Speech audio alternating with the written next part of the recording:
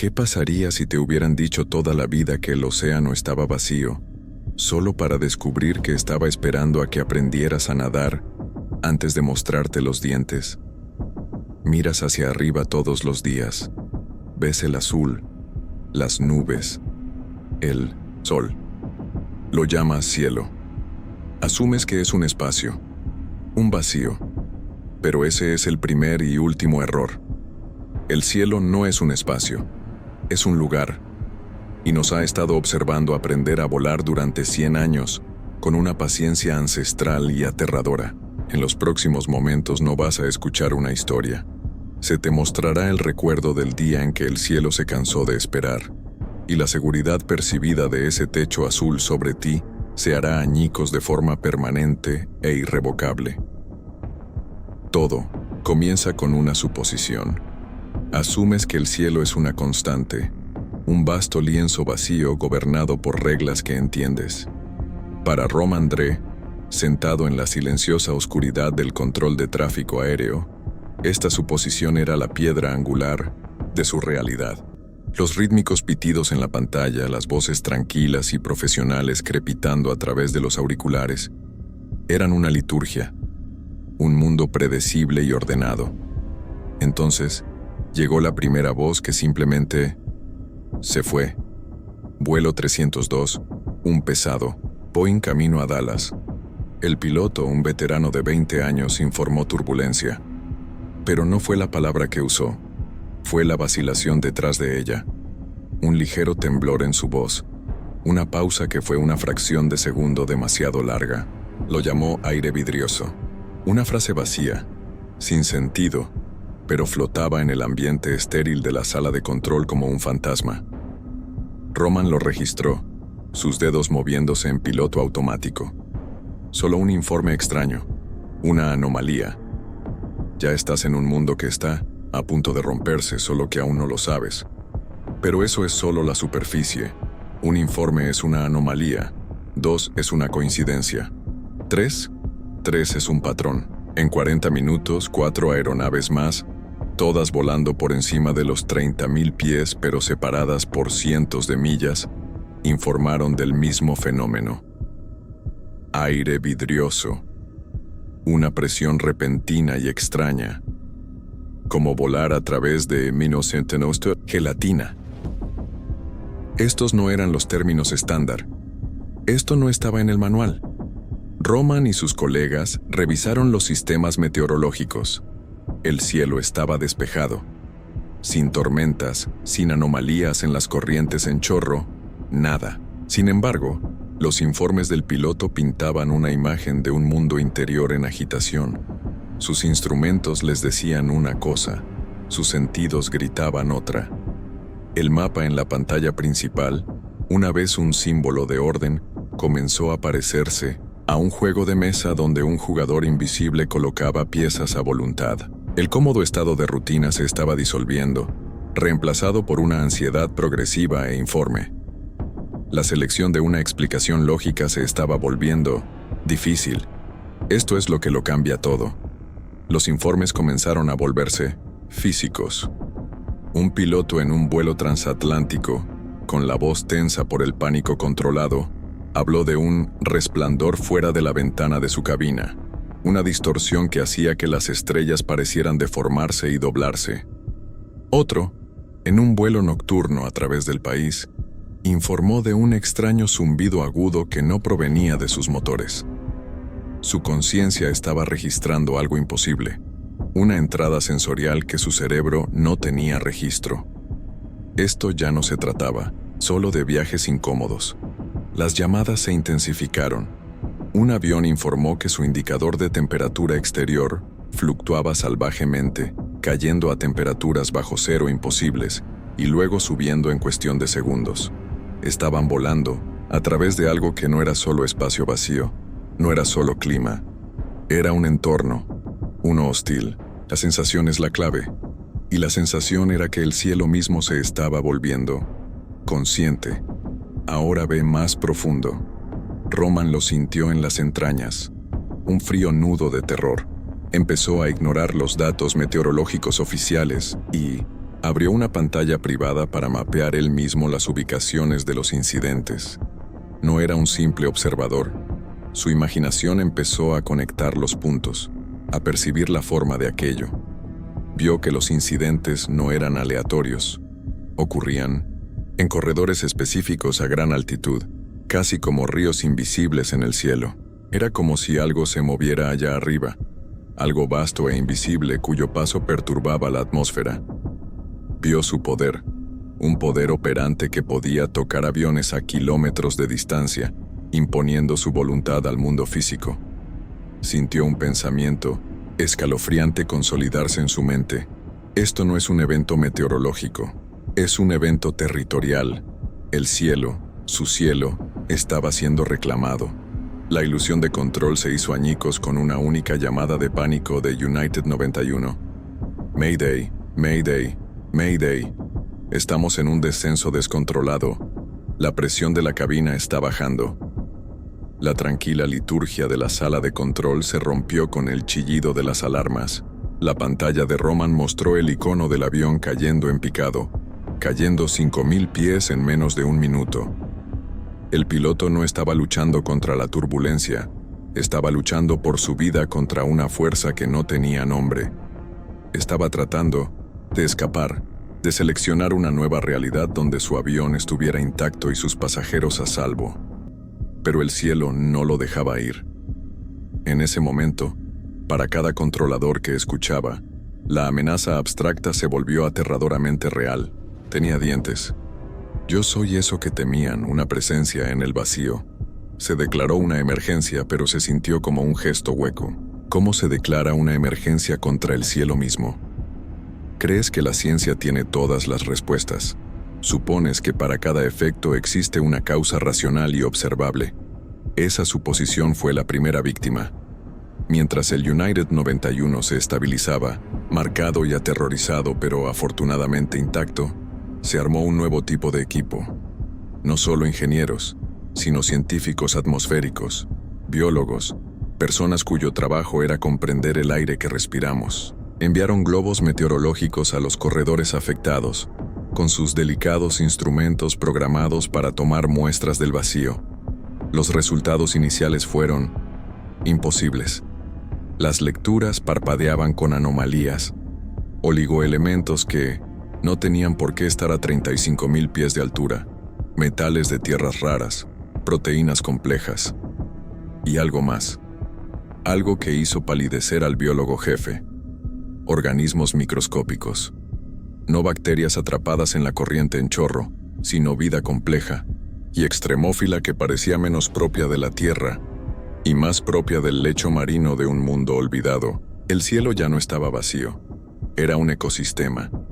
Pero eso es solo la superficie. La prueba física era innegable. Cuando el primero de los aviones afectados fue desviado y puesto en tierra para inspecciones de emergencia, los informes de daños crearon una ola de incredulidad. Los parabrisas, construidos para resistir impactos de aves a 800 km/h, estaban cubiertos de picaduras microscópicas, como si hubieran sido pulidos con arena y polvo de diamante. Un extraño residuo aceitoso cubría los bordes de ataque de las alas, una sustancia ligeramente ácida que corroía todo lo que tocaba.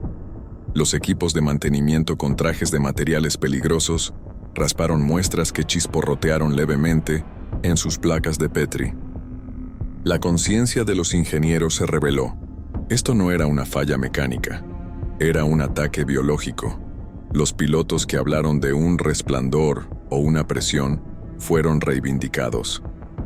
No habían estado imaginando cosas, habían estado volando a través del tracto digestivo de algo inconmensurable. El nuevo estado fue de una validación sombría y aterradora. Esto es lo que lo cambia todo. La FAA, una burocracia basada en la cautela y los procedimientos, se movía con una velocidad que parecía pánico. Primero llegaron los avisos, advertencias codificadas a todo el tráfico aéreo sobre anomalías atmosféricas graves. Pero los informes seguían llegando, ahora más rápidos, más desesperados. Fue un fallo en cascada del sistema. En cuestión de horas, los avisos se convirtieron en una orden. Una parada en tierra de emergencia para todas las aeronaves por encima de 25.000 pies. El lenguaje era frío, oficial. Peligro atmosférico de origen desconocido. 3 palabras que no transmitían el terror absoluto de la situación. Un origen desconocido. Significaba que no tenían ni idea de qué era, de dónde venía ni cómo combatirlo. Se podía sentir el poder operante de este enemigo invisible. Había obligado a todo el mundo moderno a renunciar a su dominio sobre los cielos. La humanidad estaba siendo enjaulada. Ahora ve más profundo. Los meteorólogos lo vieron a continuación. En sus imágenes satelitales avanzadas, comenzaron a detectar fluctuaciones de presión masivas y cohesivas. No se trataba de frentes meteorológicos. Los frentes meteorológicos se mueven con el viento, siguen patrones predecibles de temperatura y presión. Estas cosas se movían contra el viento. Demostraban un comportamiento organizado, no aleatorio. En un instante, una vasta área de presión anómala se cernía sobre el medio oeste, y al siguiente, parecía contraerse y avanzar hacia la costa este, como atraída por un estímulo. El mundo interior del centro de mando se convirtió en una cámara de los horrores, con científicos apuntando a pantallas, sus voces ahogadas por el miedo. «Está cazando», susurró uno de ellos, y nadie lo corrigió. La elección de qué creer se había esfumado. Ya eres un súbdito de este nuevo e imposible reino. La última y escalofriante confirmación provino de un dron militar MQ-9 Reaper, despegado desde una base silenciosa y secreta. Equipado con sensores ópticos de alta resolución, sobrepasó los 770 metros de altura, entrando en la zona prohibida. Durante unos minutos, no hubo nada más que el frío y tenue azul de la atmósfera superior. Luego, la señal de la cámara se distorsionó. El operador del dron vio el brillo, la misma deformación en realidad que los pilotos habían descrito. Y entonces lo vio. No eran microorganismos, sino una vasta formación biológica ondulante, una estructura semitranslúcida, similar a un filamento de kilómetros de diámetro, que latía con una tenue luz interna. Se movía con una gracia aterradora, un movimiento coordinado y fluido. La sensación es la clave, y la sensación que recorrió el búnker de mando fue de terror absoluto y primario. Esto no era un peligro, era un depredador ápice. La directiva de emergencia cayó como una guillotina. Ya no era solo una advertencia para grandes altitudes, era una orden final y absoluta de la FAA. Todas las aeronaves del país deben ser aterrizadas inmediatamente. Las palabras eran contundentes, desprovistas de toda burocracia. No era una demora, era una rendición. El cielo estaba perdido. En el Aeropuerto Internacional Metropolitano, la realidad de esa rendición se convirtió en una pesadilla logística. Se designó zona principal de aterrizaje de emergencia, una baliza para cualquier vuelo aún atrapado en el aire. Avión tras avión surcaban el cielo en desesperadas aproximaciones finales. Un éxodo frenético de un territorio hostil. La suposición de un aterrizaje rutinario, el simple acto de tocar la pista y estar a salvo, era ahora una plegaria. La voz de todos los pilotos por radio era tensa, sus ojos escudriñando no solo sus instrumentos, sino también el cielo que se oscurecía. Ya estás en la zona de impacto radiactivo. La primera ola de una guerra que desconocías había sido declarada. Pero eso es solo la superficie. La escena en tierra en el Metropolitan era un caos controlado. Cada puerta estaba llena. Luego, cada calle de rodaje. Luego, cada centímetro de hormigón disponible. Los aviones Jumbo estaban estacionados ala con tolvas regionales, una armada silenciosa y en tierra. El mundo interior de las tripulaciones de tierra y los controladores aéreos era una lucha frenética, un rompecabezas de alto riesgo de metal, combustible y gente asustada. Los servicios de emergencia invadían la pista, sus luces intermitentes pintando los aviones en tierra con pinceladas rojas y azules. Luego llegó el ejército. Humvees y camiones de transporte pesado entraron en el aeropuerto, estableciendo un perímetro. Ya no se trataba de control, se trataba de defensa. El estado del aeropuerto había pasado de ser un centro civil a una zona de preparación militar. El mensaje era claro: lo que fuera que estuviera allí arriba, ahora se consideraba un asunto de seguridad nacional. Esto es lo que lo cambia todo. Las imágenes de satélite y drones se convirtieron en el foco de atención de una aterrorizada fuerza de tarea conjunta recién formada. Las imágenes de reconocimiento eran escalofriantes. Las enormes formaciones biológicas no solo se desplazaban a la deriva, exhibían un movimiento claro y organizado. Los analistas, con voz baja y tensa, señalaron patrones distintivos. Las entidades parecían estar estableciendo rutas de patrullaje, acordonando vastas secciones de la atmósfera. Se evitaban con una precisión que sugería comunicación, una conciencia compartida. Se comportaban como una manada de lobos rodeando una manada. Y la manada éramos nosotros. Los estrategas, hombres y mujeres entrenados para la guerra convencional, se vieron obligados a aceptar una nueva y aterradora realidad.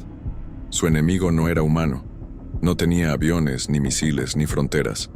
El enemigo era el propio ecosistema, y era inteligente. Ahora ve más profundo. El techo de 7670 metros resultó ser una línea imaginaria y frágil. Las criaturas comenzaron a descender. Un vuelo procedente de Londres, en su aproximación final al Metropolitan, fue el primero en confirmar visualmente la situación. La voz del piloto, transmitida por los altavoces de la torre para que todos la oyeran, estaba llena de asombro y terror. Torre, tenemos visual. Es... Dios mío, es enorme. Describió una sombra viviente, una vasta y oscura forma que ocultó momentáneamente el sol de la tarde, con su parte inferior brillando con tenues patrones bioluminiscentes. Habló de zarcillos translúcidos como cintas, de kilómetros de largo, que se arrastraban bajo ella, rozando la cima de las nubes.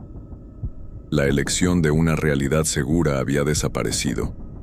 El monstruo ya no era una abstracción en la pantalla de un radar.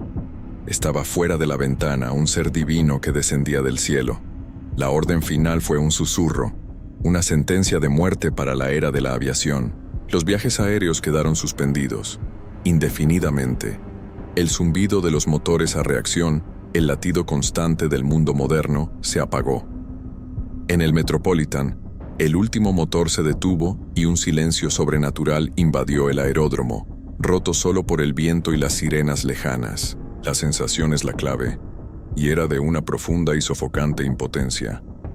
La humanidad había sido desterrada del cielo. Al anochecer, las personas atrapadas en la terminal alzaron la vista, con el rostro pegado al cristal. Buscaban estrellas, pero solo vieron sombras. El asedio ya no estaba en el cielo, comenzaba en tierra. Se suponía que la amenaza estaba en el cielo.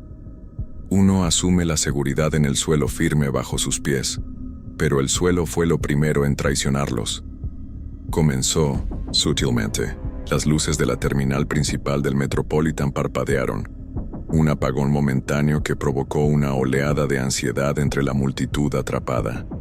En la pista, los motores de los carros de equipaje y los vehículos de servicio chisporrotearon y se apagaron negándose a reiniciarse.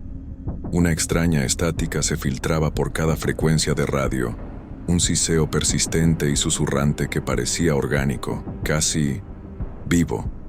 No era un efecto secundario, era una extensión clara y calculada de la influencia del enemigo. Los tentáculos invisibles de las cosas de arriba se extendían hacia abajo, poniendo a prueba el mundo inferior y encontrándolo frágil. Las mismas leyes de la física parecían estar siendo reescritas, la suposición básica de causa y efecto disolviéndose en el caos. Pero eso es solo la superficie. Entonces llegó la oscuridad. La red eléctrica principal, ya sobrecargada, sufrió una fluctuación catastrófica y falló. El extenso aeropuerto, una ciudad en sí misma, se sumió en una oscuridad aterradora y primitiva, un instante de contención colectiva, y luego los generadores de emergencia se activaron con un rugido gutural, proyectando largas sombras danzantes sobre las salas de espera. El aeropuerto era ahora una isla, funcionando con energía finita, con su conexión con el mundo exterior cortada. Los sistemas de comunicación se degradaron rápidamente. La señal de los celulares desapareció. Internet se cayó. El mundo interior de cada persona atrapada dentro se redujo al espacio de la terminal, la pista y la oscuridad que se cernía sobre ellos. Estaban aislados, a la deriva en un mar de silencio y miedo que los invadía, su realidad ahora definida por el zumbido de los generadores y los susurros en la estática. Esto es lo que lo cambia todo. Mientras las nubes de tormenta vespertina se acercaban, formando un techo bajo y opresivo, las vieron con claridad por primera vez. Los niños las vieron primero, con sus pequeñas manos apretadas contra las enormes ventanas de la terminal, apuntando hacia arriba. Ya no eran simples sombras vagas, eran formaciones definidas, horriblemente orgánicas, que descendían entre las nubes grises como leviatanes, rompiendo la superficie del mar. Los observadores militares en el tejado, con rostros sombríos, les dieron un nombre: formaciones de Miro Vicente Sendata Casa. El término se extendió como un virus entre las filas. Las criaturas se movían con un propósito lento y deliberado, estableciendo vastos patrones de patrullaje circular directamente sobre la infraestructura del aeropuerto. El estado de los supervivientes cambió en un instante. Ya no eran simples viajeros varados, eran los habitantes de un terrario, observados por una inteligencia alienígena paciente. Ahora ve más profundo. El poder operante de las criaturas se demostró con una precisión escalofriante. Una de las formaciones de caza más pequeñas, de quizás 1 milla de longitud, se separó del grupo principal y descendió. Su brillante parte inferior pasó a solo unos cientos de pies sobre la pista principal. Al moverse, una visible ola de energía, como una neblina de calor, inundó el suelo. Una hilera de camiones de catering y cisternas de combustible estacionados se apagó. Sus luces chispearon y luego se apagaron. Sus motores, incluso los que no estaban en marcha, se quemaron, inertes para siempre. No hubo explosión ni sonido, solo una neutralización silenciosa y sin esfuerzo de la tecnología. No era un campo de energía aleatorio. Estaba dirigido, era un mensaje, una muestra de dominio absoluto. Yo soy el poder que puede apagar tu mundo. La última y aterradora comprensión se consolidó en cada mente. El aeropuerto no era un refugio, era una jaula. El perímetro militar, que había parecido un escudo protector, ahora se sentía como los barrotes de una prisión. Todas las carreteras que conducían a la salida del aeropuerto estaban bloqueadas por los mismos extraños fallos eléctricos. Los coches se detenían kilómetros. No había escapatoria. Estaban atrapados en esta isla de hormigón y cristal, rodeados por un enemigo que se adueñaba del cielo y podía matar con un toque silencioso e invisible. La sensación es la clave, y la sensación que se apoderó del Aeropuerto Internacional Metropolitano no fue el pánico frenético de un desastre, sino el terror frío y silencioso de un asedio. Estaban rodeados, aislados y siendo sistemáticamente desmantelados por una inteligencia que no podían comprender. Su única opción era sobrevivir a la noche. No puedes simplemente esperar a ser devorado. El espíritu humano, incluso enjaulado, asume una premisa: soy un superviviente. Ese instinto, puro y poderoso, se apoderó del Aeropuerto Internacional Metropolitano. Liderados por el director de emergencias del aeropuerto y un coronel de la Fuerza Aérea curtido en la batalla, los supervivientes comenzaron a transformar su prisión en una fortaleza. Estaban rodeados por cientos de tubos metálicos huecos, los propios aviones en tierra. Se convirtieron en los nuevos refugios. Las tripulaciones trabajaron febrilmente, utilizando vehículos de servicio para transportar contenedores de equipaje y cajas de carga. creando barricadas alrededor de grupos de aviones. El lujo de un asiento de primera clase se convirtió en un catre en un cuartel improvisado. El estado de impotencia fue rechazado, reemplazado por un propósito sombrío y desafiante. No serían ganado, lucharían, resistirían. Pero eso es solo la superficie. La supervivencia es cuestión de matemáticas. Comida, agua, medicinas. Las cifras eran finitas y aterradoras. El aeropuerto, diseñado para el paso transitorio de miles de personas, era ahora una ciudad aislada con una población insostenible. El racionamiento se implementó con precisión militar. Las máquinas expendedoras se vaciaron. Las cocinas de los restaurantes quedaron vacías. Se contó cada botella de agua. Se instaló un hospital improvisado en la sala principal. Pero los suministros médicos escaseaban. El mundo interior de la comunidad se convirtió en un ecosistema tenso y frágil. El miedo y la sospecha comenzaron a bullir bajo la superficie de la cooperación. Una caja de barras de granola robada, una caja de antibióticos acaparada. Estos pequeños actos se convirtieron en crímenes capitales. El enemigo ya no estaba solo en el cielo. Estaba en los ojos hambrientos de la persona a tu lado. Esto es lo que lo cambia todo. Las criaturas se adaptaron, aprendieron. Sus patrones de patrullaje, antes predecibles, se volvieron erráticos y penetrantes.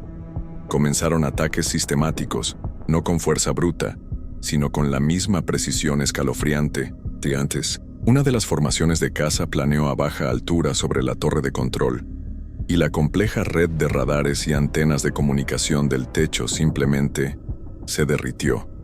No con calor, sino con un agente corrosivo específico, una niebla plateada que caía como una lluvia y reducía las aleaciones avanzadas a escoria picada.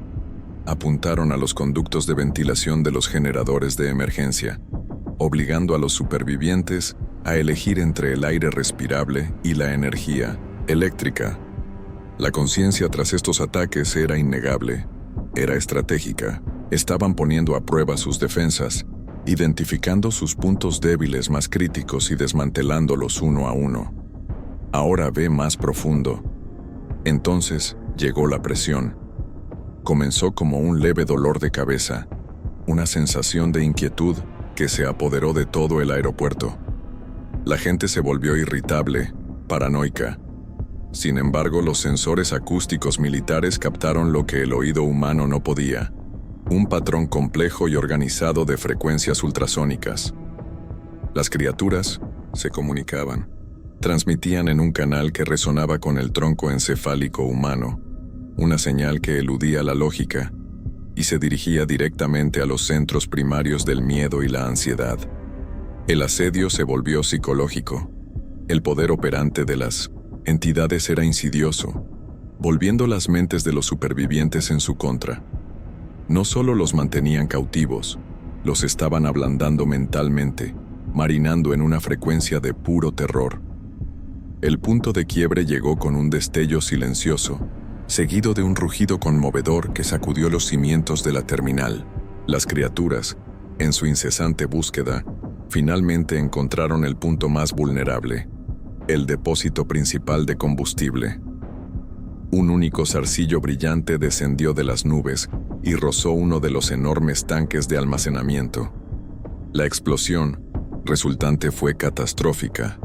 Iluminó el cielo nocturno, una pira funeraria para su menguante esperanza. La explosión incineró una docena de aeronaves que habían convertido en refugios.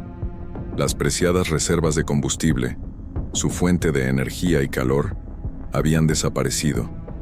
La sensación es la clave, y mientras los sobrevivientes contemplaban el infierno, la sensación era de desesperación absoluta. Estaban acorralados, exhaustos, y ahora se les agotaba el tiempo. Tenían que tomar una nueva decisión: encontrar la manera de matarlos o morir. La desesperación es un veneno silencioso. Tras la explosión del depósito de combustible, un 1900 silencio denso y sofocante se apoderó de los supervivientes del Metropolitan. La esperanza se había consumido, dejando solo la fría ceniza de lo inevitable. Pero hay que asumir que incluso en la habitación más oscura, Una sola mente puede ser una vela. Esa mente pertenecía a la doctora Aris Thorne, una radioastrónoma que se dirigía a una conferencia. Mientras otros veían una fuerza imparable, la conciencia de Thorne solo veía un sistema biológico. Y todos los sistemas, ella lo sabía, tienen reglas. Todos los sistemas tienen debilidades. Rodeada de equipo recuperado en un laboratorio improvisado, en la zona de recogida de equipaje, ignoró el temor que la invadía y se concentró en los datos. La estática, el parloteo ultrasónico, las tenues señales de energía que las criaturas dejaban a su paso. Su mundo interior era de patrones, no de pánico, pero eso es solo la superficie. El avance no llegó con un grito, sino con un destello en la pantalla. Thorne analizaba las grabaciones de los campos energéticos de las criaturas, en concreto cómo reaccionaban al entorno del aeropuerto. Notó una anomalía recurrente, casi imperceptible. Cada 12 segundos, la señal energética de la formación de casa más cercana se estremecía. Era un microsegundo de inestabilidad, una interrupción momentánea en su, por lo demás, uniforme y aterrador poder. Corroboró la sincronización. 12 segundos. La velocidad de rotación exacta del radar de búsqueda principal del Metropolitan. El potente rayo de barrido, que seguía escudriñando sin pensar el cielo vacío, rozaba a la criatura, y la criatura en algún nivel fundamental reaccionaba a él. Era la primera señal de vulnerabilidad, la primera prueba de que estos dioses podían ser tocados. Esto es lo que lo cambia todo. La hipótesis se formó en su mente con la fuerza de una revelación. No era solo el haz del radar, era la frecuencia. Las criaturas de naturaleza biológica eran altamente sensibles a una banda específica de radiación de microondas. Sus propios campos de energía, su comunicación, su misma estructura celular, estaban siendo perturbados por ella. Revisó las especificaciones del sistema de radar ASR-11. Operaba entre 2,7 y 3,2 GHz. Era la frecuencia perfecta. No, estaban simplemente enjaulados. Estaban dentro de un arma potencial de un poder inimaginable. El estado del juego cambió. Una esperanza desesperada y electrizante comenzó a oponerse a la desesperación. La clave no era esconderse de las criaturas, era gritarles en un lenguaje que no pudieran ignorar. Ahora ve más profundo. Thorne, junto con el ingeniero jefe del aeropuerto y el coronel de la Fuerza Aérea, formuló un plan brillante y descabellado a partes iguales. Operación Cielo Despejado. El plan era simple en su concepción, aterrador en su ejecución. Modificarían el radar principal, desactivando su motor rotatorio y anulando todos los protocolos de seguridad para concentrar su salida en un único haz concentrado y continuo, un arma de energía dirigida. Para generar un pulso lo suficientemente potente como para ser letal, necesitarían canalizar hasta el último vatio de energía de los menguantes generadores de emergencia. Las luces se apagarían, el hospital improvisado se quedaría sin electricidad, todo se sacrificaría por una sola oportunidad, a todo o nada. La elección estaba hecha, era un Ave María, un último acto de desafío contra los dioses silenciosos y circulares. El trabajo comenzó. Los ingenieros, con los rostros iluminados por linternas y el brillo de sus portátiles, trabajaban frenéticamente para puentear los sistemas centrales del radar. Los soldados fortificaron la base de la torre del radar, preparándose para una última resistencia. Thorne, mientras tanto, analizaba los patrones de patrulla de las criaturas, prediciendo su comportamiento. Identificó un punto de convergencia, justo antes del amanecer, cuando las formaciones de caza más grandes se reunirían directamente sobre la terminal central. Un momento de máxima exposición, una zona de aniquilación perfecta. Una energía tensa y eléctrica llenó el aire. La sensación es la clave, y la sensación ya no era de miedo. Era la concentración fría, aguda y adrenalínica del cazador. Tenían una oportunidad para recuperar su cielo. La suposición final es la fe. Fe en un plan desesperado, en una sola mente, En la fría lógica de la física, al comenzar la cuenta regresiva, los generadores de emergencia fallaron y se apagaron, redirigidos a un solo propósito. El Aeropuerto Internacional Metropolitano se sumió en una oscuridad absoluta y sofocante. La respiración colectiva de miles de personas se contuvo en la oscuridad. Los únicos sonidos eran el susurro del viento en la pista y un zumbido profundo y ascendente de la torre de radar, mientras sus condensadores se cargaban a un estado crítico. En los refugios improvisados, en los vestíbulos oscuros, la gente se abrazaba. Fue un momento compartido de oración silenciosa, una apuesta final. Habían elegido luchar y ahora enfrentarían las consecuencias. Yo soy el silencio antes de la tormenta, el momento final de quietud antes del nacimiento de una nueva realidad. La voz del coronel por la radio era el único sonido. Ejecutar. Una sola pulsación de tecla, y 47 segundos de energía almacenada y concentrada brotaron de la antena del radar. No hubo sonido, ninguna explosión. Solo un rayo de energía pura e invisible, una lanza silenciosa lanzada al corazón de los leviatanes. Por un instante no ocurrió nada. Entonces, el cielo se incendió. Una ola de luz verde esmeralda enfermiza pulsó hacia afuera desde un punto justo encima. La bioluminiscencia de las criaturas destelló en un grito silencioso y agonizante. Las vastas formas interconectadas comenzaron a convulsionar, luego a deshilacharse, disolviéndose como papel de seda en el fuego. Grandes láminas brillantes se desintegraron y cayeron como una lluvia, no como materia sólida, sino como un polvo fino y corrosivo que chisporroteó hasta convertirse en nada antes de tocar el suelo. Los dioses morían. El haz se apagó. La inquietante luz verde se desvaneció, dejando tras de sí una visión imposible. Estrellas.